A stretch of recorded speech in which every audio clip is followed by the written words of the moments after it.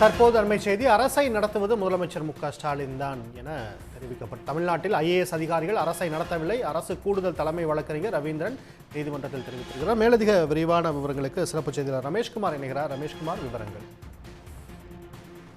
எழுத்தாளர்களுக்கான அந்த கனவு இல்ல திட்டத்தின் கீழே வீட்டு ஒதுக்கீடு ரத்து செய்யப்பட்டதை எதிர்த்து தான் கவிஞர் வைரமுத்து சார்பில் சென்னை உயர்நீதிமன்றத்தில் வழக்கு தொடரப்பட்டிருந்தது.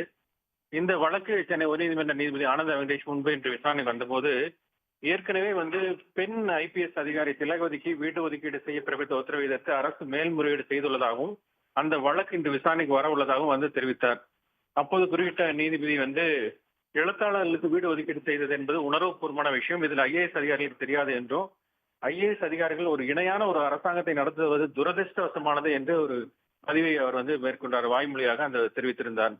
கலைஞர் இதை ஒருபோதும் அனுமதித்திருக்க மாட்டார் என்றும் அவர் குறிப்பிட்டிருந்தார்.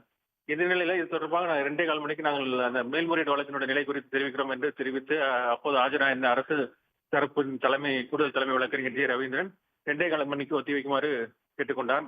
அதன்படி 2.25 மணிக்கு வழக்கு விசாரணை என்பது ஒத்திவைக்கப்பட்டிருந்தது. அப்போது ஆஜரான அரசு கூடுதல் தலைமை வழக்கறிஞர் ஜி ரவீந்திரன் ஏற்கனவே நீங்கள் பிறப்பித்த உத்தரவுக்கு 2 நீதிபதிகள் கொண்ட அமர்வு தடை விதித்துள்ளதாக சுட்டிக்காட்டினார். மேலும் நீங்கள் காலையில் சில கருத்துக்களை தெரிவித்தீர்கள், அதுக்கு நான் பதில் சொல்லி ஆக வேண்டும்.